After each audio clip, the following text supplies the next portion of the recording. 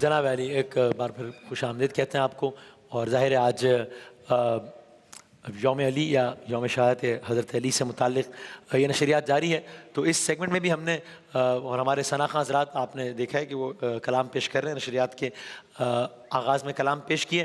اس segment میں ہمارے ساتھ جناب مولانا کمیل مہدوی صاحب جو ہے وہ جائے شہادت حضرت علی سے، یعنی مسجد کوفہ جہاں پر یہ واقعہ پیش آیا تھا، جناب مولانا کمیل مہدوی صاحب وہاں پر ہیں، وہ وہاں سے ہمارے ساتھ ہیں۔ اور مشہور و معروف ثناخواں جناب میر حسن صاحب نے روضہ حضرت علی سے کلام پڑھا ہے، تو وہاں سے ہم ساتھ ہوں گے انشاءاللہ۔ ہمارے ثناخواں حضرات ہمارے ساتھ ہیں، اور مشہور و معروف نوخواں جناب رضا عباس زیدی صاحب کو ہم نے زحمت دی ہے، بہت شکریہ، بہت نوازش وقت دینے کا، بہت شکریہ۔ تو انشاءاللہ ہم سنیں گے مولانا کمیل مہدوی صاحب سے مسجد کوفہ سے متعلق، اور پھر نعت اور آج کے دن کے لحاظ سے کلام سنیں گے انشاءاللہ۔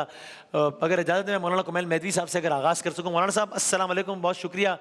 مسجد کوفہ جہاں پر یہ واقعہ ہوا 19 رمضان المبارک، آپ مسجد کوفہ میں ہیں، آپ اس سے پہلے شان رمضان میں تھے، آپ ظاہر اس کے بعد آپ نے اسی لیے اس نشریات میں نہیں ہے کہ آپ کا وہاں کا سفر تھا، تو تھوڑا سا اگر ہمیں اس جگہ سے متعلق ایجوکیٹ کریں کہ آپ کہاں پر ہیں اور یہ اس مقام پہ کیا واقعہ پیش آیا تھا، کیا ہوا تھا مولانا کمیل مہدوی صاحب؟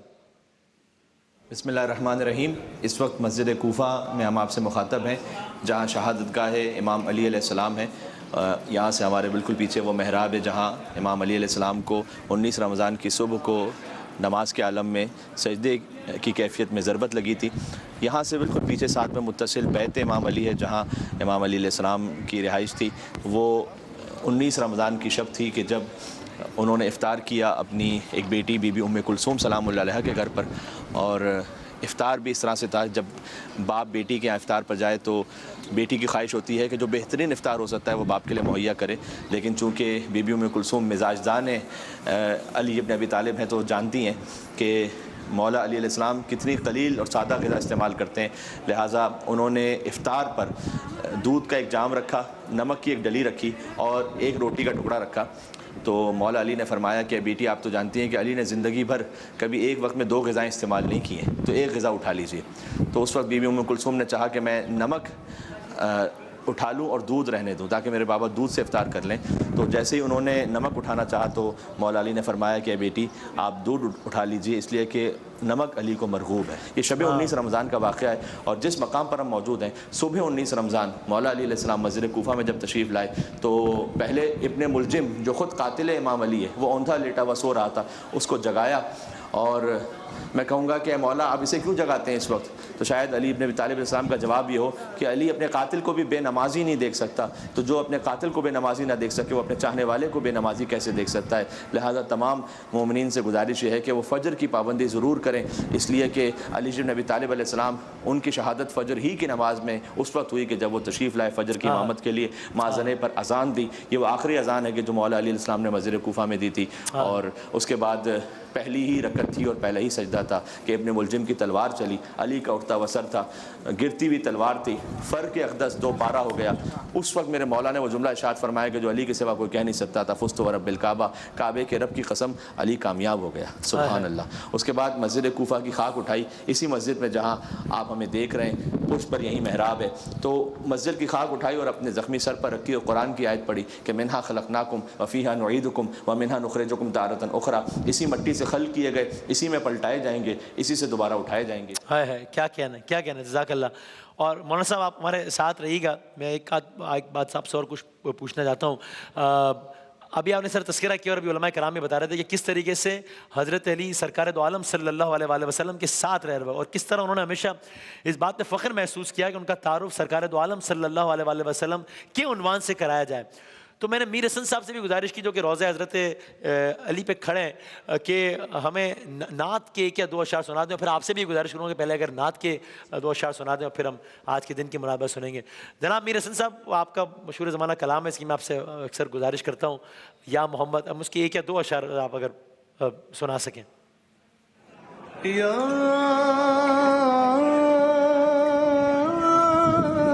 محمد یا محمد یا محمد ایسی عزت آپ نے پائی کہ بس کی شب اسرا خدا نے وہ پذیرائی کہ بس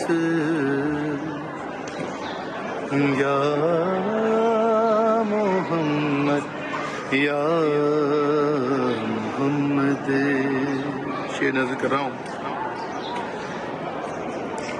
اور ایک پل میں مصطفیٰ کو عرش پر بلوا لیا. ایک پل میں مصطفیٰ کو عرش پر بلوا لیا. اپنے بندے کی خدا کو ایسی یاد آئی کہ بس یا محمد. سبحان اللہ. اور گنتے گنتے تھک گئیں تاروں کی نازک انگلیاں. سبحان اللہ. گنتے گنتے تھک گئیں تاروں کی نازک انگلیاں. مصطفیٰ مرتضیٰ کے ہیں زمین پر اتنے شیدائی کہ سبحان اللہ. سبحان اللہ. کیا کہنا ہے یا محمد. سبحان اللہ. کیا کہنا ہے. جزاک اللہ. سبحان اللہ.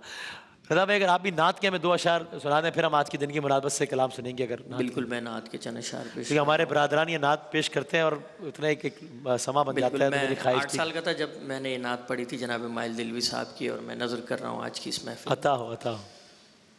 زباں پر محمد کا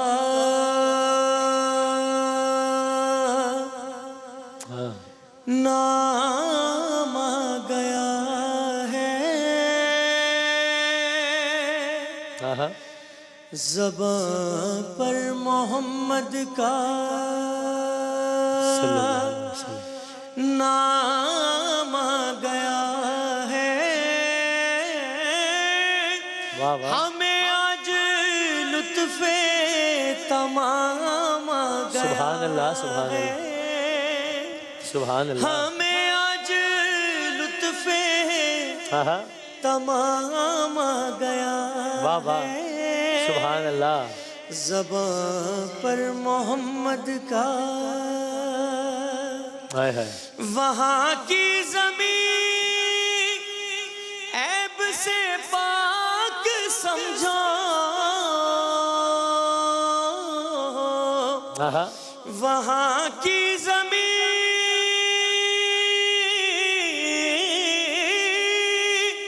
عیب سے پاک سمجھو. جہاں ذکر خیر الانام. کیا کہنا ہے. سبحان اللہ. سبحان اللہ. واہ واہ واہ. جہاں ذکر خیر کیا کہنا ہے. انعام آ گیا ہے. واہ واہ. سبحان اللہ. پر محمد کا واہ واہ. سبحان اللہ. سرکار جب نہیں آئے تھے دنیا میں تو کیا تھا اور آپ کے آنے کے بعد کیا ہوا. ہاں. قدم کیا رسول معظم کے آئے.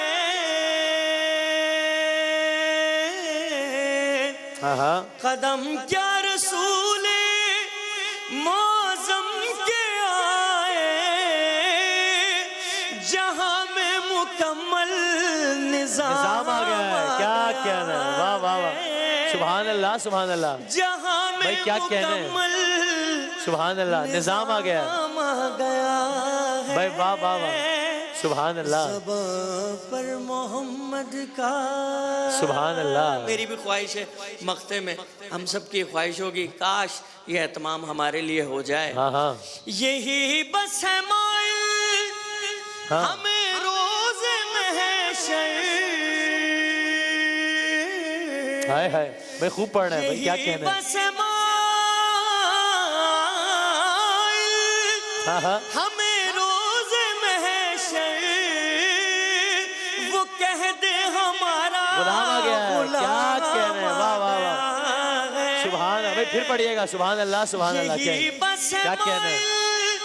ہمیں روز محشر وہ کہہ دے ہمارا غلام آ گیا. سبحان اللہ سبحان اللہ. کیا کہنا ہے. زباں پر محمد کا بھائی سبحان اللہ سبحان اللہ. نام آ گیا ہے. واہ واہ واہ واہ. کیا کہنا ہمیں ہے. آج لطف ہاں ہاں تمام آ گیا ہے. واہ واہ زباں پر محمد کا. سبحان اللہ. ہمیں بھی لطف آ گیا بھائی کلام سن کے. کیا کہنا ہے. سبحان اللہ سبحان اللہ. کیا کہنا ہے. سبحان اللہ. تو میں اس سے پہلے کہ رضا صاحب آپ سے گزارش کروں کہ آج کے دن کی مناسبت سے کلام پیش کریں، میں ایک بار پھر مولانا کمیل مہدوی صاحب آپ وہاں صحن مسجد کوفہ میں ابھی یہاں آج کے دن کی مناسبت سے کلام پڑھیں گے. اس سے پہلے میں چاہتا ہوں، ہم نے سنا کہ حضرت علی نے جب یہ سارا واقعہ ہو گیا جو کہ آپ نے بتایا اور مسجد کوفہ میں ہوا جہاں آپ بیٹھے بھی ہیں اس وقت، تو اس کے بعد بھی 19 سے 21 رمضان کے دوران کچھ وصیتیں کی. میں سوچتا ہوں کہ یعنی وہ کتنا اہم سمجھا ہوگا ان باتوں کو حضرت علی نے کہ اس وقت بھی جب یعنی کہ بالکل جو وقت آخر تھا تب بھی اگر آپ کچھ باتیں کہہ رہے ہیں تو ان کو آپ نے کتنا اہم جانا ہوگا. تو آخری وقت میں جو حضرت علی نے جو کچھ وصیت کی ان کا اگر کچھ حصہ ہمیں آپ بتا دیں تو بڑی نوازش ہوگی مولانا صاحب. مولا علی علیہ السلام کی وصیتیں جی جی جب انہیں ضربت لگی تو قاتل کو ان کے ابن ملجم کو گرفتار کر کے مولا علی علیہ السلام کے سامنے پیش کیا گیا. تو مولا نے پہلے تو سے پوچھا تھا کہ بئس الامام، کیا میں تیرا برا امام تھا؟ اس نے کہا کہ اے علی آپ تو بہت اچھے امام ہیں لیکن جو خود جہنم کی طرف جانا چاہے اسے کون روک سکتا ہے. اشقى الاولین والآخرین کہا اسے رسول اللہ صلی اللہ علیہ وسلم نے، یعنی اس امت کا شقی ترین انسان وہ ہے جس نے مولا علی علیہ السلام کو شہید کیا.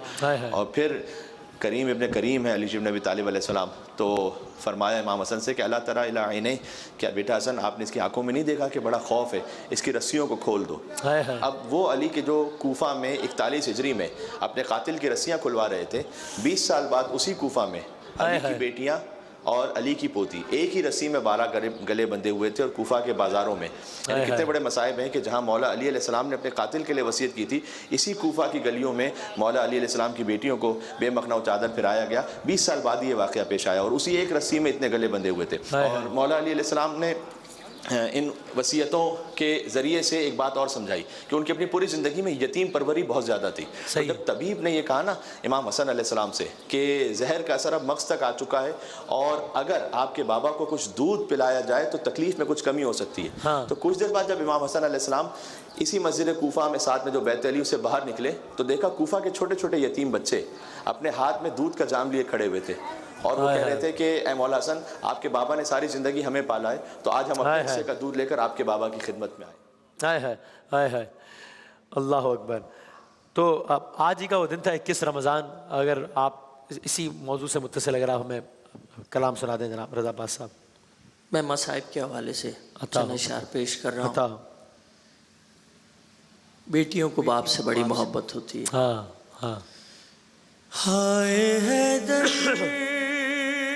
کے جنازے پہ عجب منظر تھا، بیٹیاں قدموں سے لپٹی تھیں، بسد آہو بکا